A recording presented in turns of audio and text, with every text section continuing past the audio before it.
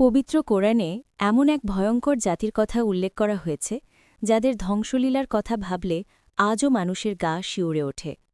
পৃথিবীর ইতিহাসে অন্যতম বড় এক রহস্য এই জাতির নাম ইয়াজুজ ও মাজুজ।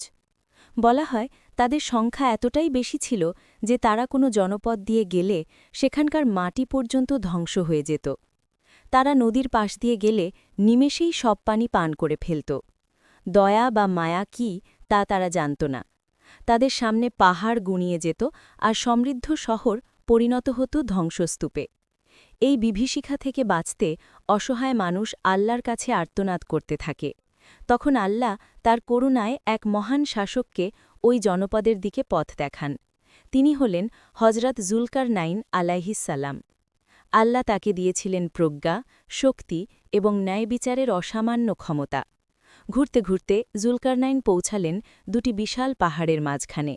সেখানকার মানুষ কান্না ভেজা কণ্ঠে বলল, হে জুলকারনাইন, ইয়াজুজ ও মাজুজ আমাদের জীবন অতিষ্ঠ করে তুলেছে। আপনি কি আমাদের এবং তাদের মাঝে একটি প্রাচীর গড়ে দেবেন? আমার পালনকর্তা আমাকে যে সামর্থ্য দিয়েছেন তাই আমার জন্য যথেষ্ট। তোমরা শুধু আমাকে কায়িক শ্রম দিয়ে সাহায্য করো।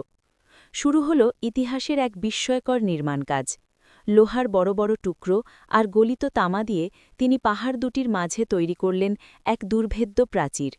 সেই দেওয়াল এতটাই মসৃণ আর শক্ত ছিল যে ইয়াজুজ মাজুজ না সেটা ভাঙতে পারল আর না সেটা বেয়ে উপরে উঠতে পারল।